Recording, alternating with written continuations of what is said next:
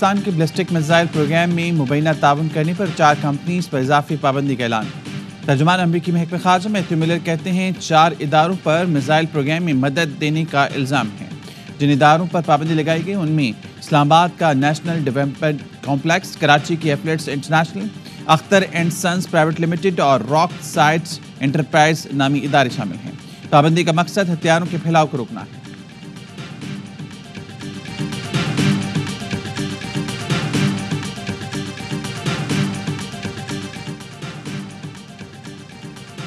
N D C اور 3 نجی تجارتی اداروں پر امریکی پابندیوں کا فیصلہ افسوسناک اور غیر منصفانہ ہے۔ پاکستان کی اسٹریٹجک صلاحیتیں ملکی خود مختاری کی تحقیق، تحفظ اور جنوبی ایشیا میں امن و استحکام یقینی بنانے کے لیے ہیں۔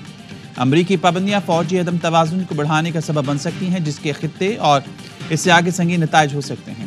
پاکستان کا اسٹریٹجک پروگرام 24 کروڑ عوام کے اجتماعی اعتماد کا مظہر ہے، جسے ملکی قیادت اور سیاسی حلقوں کی مکمل حمایت حاصل ہے۔ ماضی میں بھی بنا ثبوت محض شکوک کی بنیاد پر پابندی جیسے اقدامات کیے گئے اور بعض ملکوں کو جدید فوجی ٹیکنالوجی کی فراہمی کے لیے لائسنسنگ شرائط میں چھوٹ دی گئی۔ دفتر خارجہ پاکستان کا امریکی اعلان پر رد عمل۔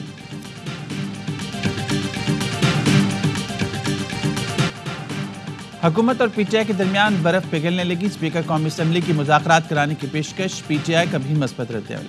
ایاز صادق نے کہا میرا گھر اور دفتر ہر وقت حاضر ہے، حکومت ہو یا اپوزیشن کے اراکین جب چاہیں تشریف لا سکتے ہیں، تلخیاں ختم کرنے کے لیے مذاکرات ضروری ہیں، سیاسی مسائل سمیت کسی بھی معاملے پر کردار ادا کرنے کے لیے تیار ہوں۔ اسد قیصر نے اسپیکر کی پیشکش خوش آئند قرار دے دی، کہا ایاز صادق حکومت کو بھی سنجیدگی دکھانا کا کہیں، کل کی پیشکش پر حکومت نے ہمیں کوئی جواب دیا نہ رابطہ کیا۔ شیر افضل مروت بولے مذاکرات کے لیے کمیٹی بنی ہے، مذاکرات بھی ہونے چاہیے، سول نافرمانی تب شروع ہوگی جب کوئی دوسرا راستہ نہیں ہوگا۔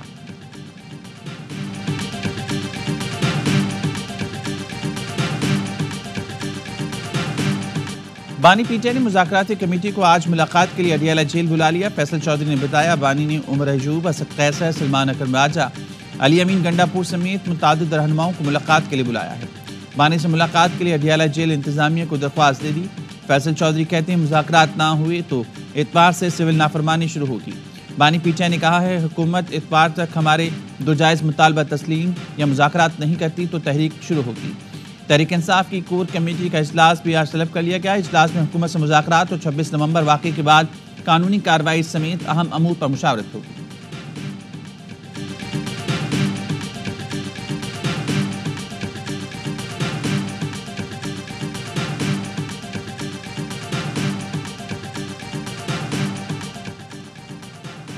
کل پی ٹی آئی لیڈرشپ نے کہا سول نافرمانی تحریک مؤخر کرتی ہے۔ آج کہا اتوار تک مذاکرات نہ ہوئی تو سول نافرمانی شروع ہوگی۔ نون لیگ کے رہنما حنیف عباسی کے پروگرام 11 آورز میں گفتگو، کہا پی ٹی آئی سول نافرمانی تحریک کا شوق بھی پورا کر لے، سزا نہ ہوئی تو پی ٹی آئی سے مذاکرات بی ایل اے سے مذاکرات کے مترادف ہوں گے۔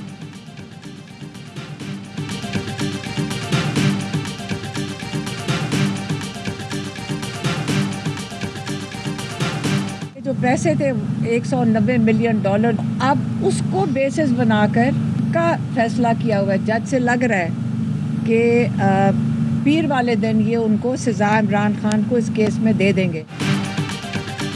بانی پی ٹی آئی کے خلاف $190 ملین کیس کا فیصلہ محفوظ، بانی P T I, Bushra be be کے وکلاء اور پروسیکیوشن ٹیم کے دلائل مکمل، فیصلہ پیر کو سنایا جائے گا۔ علیمہ خانم کا کہنا ہے جج کے رویے سے لگ رہا ہے پیر کو بانی پی ٹی آئی کو سزا دی جائے گی۔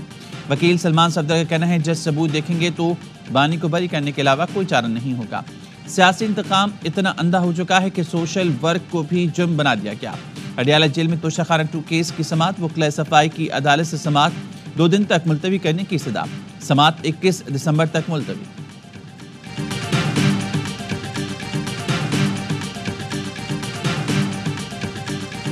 انٹرنیٹ کی سست رفتار، پیپلز پارٹی کی حکومت پر وار، قومی اسمبلی میں شاذیہ مری نے کہا حکومت کے اقدامات مضحکہ خیز ہیں، بند انٹرنیٹ میں ڈیجیٹل نیشن بل لا رہی ہیں، فائر وال سن کر کان پک گئے ہیں، جو سوشل میڈیا غلط استعمال نہیں کرتے ان کو کس چیز کی سزا دی جا رہی ہے۔ عبدالقادر پٹیل بولے ایکس ہو، وائی ہو یا زیڈ، فل سپیڈ میں انٹرنیٹ چلنا کب شروع ہوگا؟ حکومت نے ملک میں انٹرنیٹ کا ستیہ ناش کر دیا۔ قومی اسمبلی کی قائمہ کمیٹی نے ڈیجیٹل نیشن پاکستان بل کی منظوری مشاورت کے لیے مؤخر کر دی۔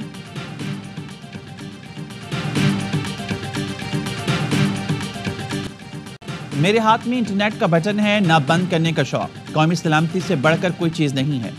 آئی ٹی کی وزیر شیزہ فاطمہ نے ایکس بندش کی حمایت کر دی۔ کہا وزارت داخلہ کی ہدایت پر سوشل میڈیا پلیٹ فارم بند کیا۔ آزادی اظہار رائے پر پابندی مقصود ہوتی تو ٹک ٹاک اور فیس بک بند ہوتا۔ ڈپٹی اسپیکر غلام مصطفیٰ شاہ کا بھی شیزہ فاطمہ کے جواب پر عدم اطمینان کا اظہار۔ کہا انٹرنیٹ کی سپیڈ ٹھیک نہیں، بہتری آنی چاہیے۔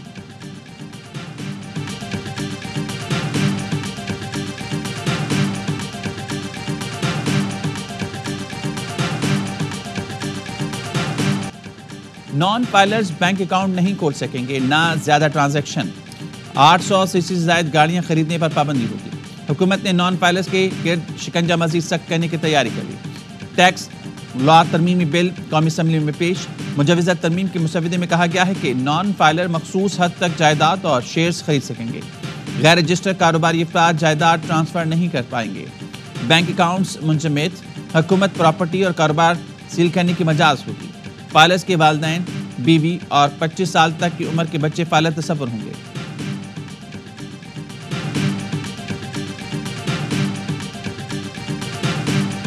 کچھ لوگ بھاری اسلحہ سرنڈر کرنے سے اس وقت ہچکچا رہے ہیں۔ جب تک اسلحہ سرنڈر نہیں ہوگا اس وقت تک سڑک نہیں کھلے گی۔ جب تک اسلحہ جمع نہیں کیا جاتا سڑک نہیں کھلے گی۔ مشیر اطلاعات خیبر پختونخوا بیرسٹر صاحب کہتے ہیں حکومت نے فیصلہ کیا ہے کرم میں بنکرز اور جدید اسلحے کو ختم کرنا ہے، لیکن کچھ لوگ بھاری اسلحہ سرنڈر کرنے میں ہچکچا رہے ہیں۔ بنکرز کو مسمار کریں گے، جس کے بعد فورسز قانون نافذ کریں گے۔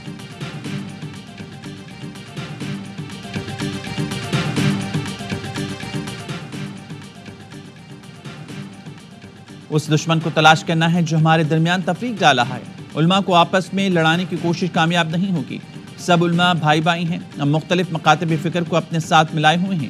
مولانا فضل الرحمان کا جامعہ اسلامیہ میں خطاب، کہا مدارس پر مشکلات ضرور ہیں لیکن ہمیں کامیابی ملے گی۔ مخالفین کا موقف اصولی، آئینی اور قانونی لحاظ سے کمزور ہے۔ وزیر اعظم نے انسانی اسمگلنگ میں ملوث عناصر کے خلاف سخت کارروائی کی ہدایت کر دی۔ شہباز شریف کا کہنا تھا انسانی اسمگلنگ دنیا بھر میں ملک کی بدنامی کا باعث بنتی ہے۔